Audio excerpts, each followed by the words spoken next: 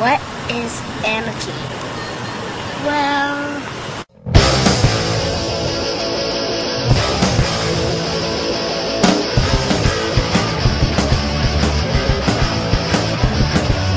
Let's get it done. Don't wanna worry no more. Let's put on. Brainwashed 2. What is anarchy? The misconception about anarchy is that it is a reflection of chaos and destruction. Its true premise, however, is far more terrifying to the powers that be. The word anarchy comes from the Greek and just means no leader. Anarchists feel that all forms of formal authority are undesirable and unnecessary. That includes bosses, government, management, owners, and state-controlled police and military.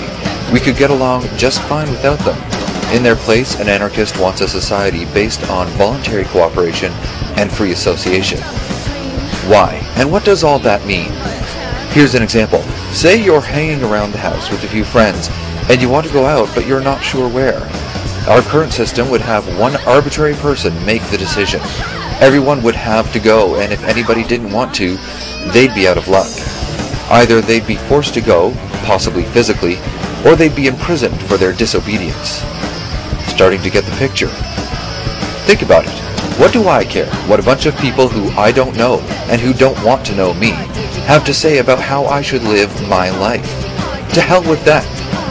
Anarchists believe that legitimate authority comes from consensus, not a single leader. And if somebody dissents, well, an anarchist is brave enough and strong enough to let them. That's right, folks. If a bunch of anarchists decide to do something and you want to pass, you get to, with no hard feelings.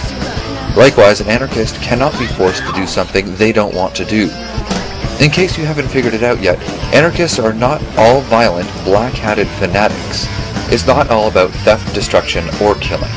In fact, anarchists spend huge amounts of time and energy in selfless and charitable pursuits. Most anarchists are peaceful protesters. The movement spans every generation and culture. They value freedom, cooperation, and respect, but moreover, they care about giving people the power to control their own lives. Governments hate that about anarchists. But they can't stop the rising tide. There are more anarchists every day, and elitists are scared. There are dozens of brands and sub-factions of anarchy out there now, from anarcho-syndicalism to green anarchism to mutualism, and everything in between. But here's the million-dollar question. Does anarchy work? The Spanish Civil War is an example of a time where anarchism ran a society successfully. Another would be the worker-run factories in Argentina, or the worker co-ops in North America. And if you're in an emergency, don't wait for FEMA.